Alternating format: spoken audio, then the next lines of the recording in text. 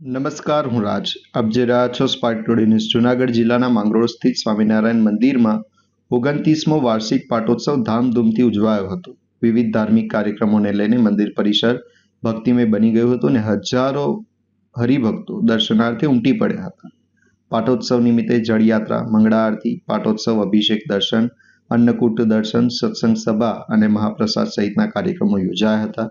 માંગરોળ શ્રી સ્વામિનારાયણ સંપ્રદાયના અગ્રગણ્ય તીર્થસ્થાનોમાંનું એક પવિત્ર ધામ માનવામાં આવે છે. મહંત સ્વામી કૃષ્ણપ્રકાશ દાસજીના માર્ગદર્શન હેઠળ આયોજિત કાર્યક્રમમાં જૂનાગઢ, લોએજ, પંચાળા, કલવાણી અને માણાવદર સહિતના ધામોથી સંતો ઉપસ્થિત રહ્યા હતા. કાર્યક્રમમાં રાજકીય અને સામાજિક આગેવાનો, પોલીસ અધિકારીઓ તેમજ મોટી સંખ્યામાં હરિભક્તોએ હાજરી આપી આશીર્વચનનો લાભ લીધો હતો.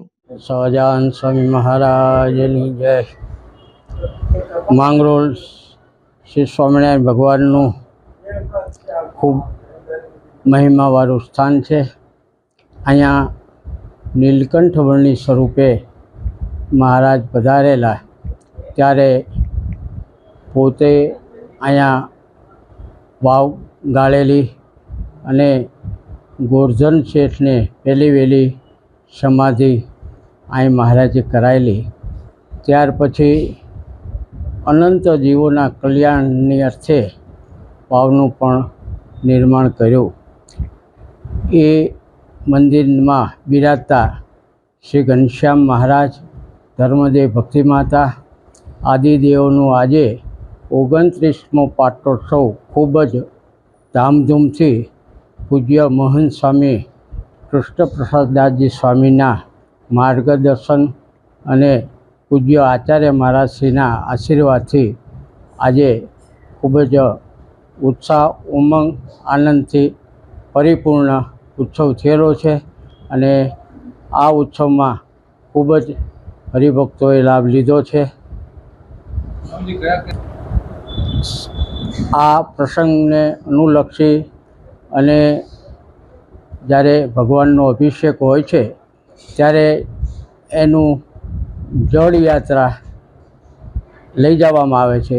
એ અહીંયા હનુમાનજીનું મંદિર હતું છે, ત્યાં જળનું પૂજન કરી અને શોભાયાત્રા સ્વરૂપે એ જળ લાવી અને સવારે એ જળથી ભગવાનનો અભિષેક કરી અને પૂજન કરી અને બધાય ભક્તજનોને દર્શનનો લાભ મળે છે.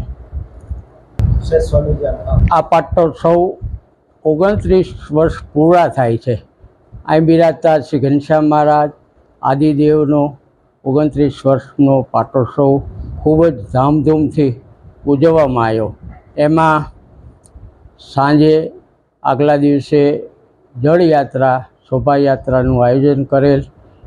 સવારે અભિષેક અને ત્યારબાદ શણગાર અને અન્નકૂટ અને ત્યારબાદ સત્સંગ સભાનું આયોજન કરેલું અને ત્યાર પછી ભોજન પ્રસાદ ઘણા હરિભક્તોએ લાભ લીધેલો અને ખૂબ જ ધામધૂમથી વાર્ષિક પાટોત્સવ ઉજવાયેલો છે.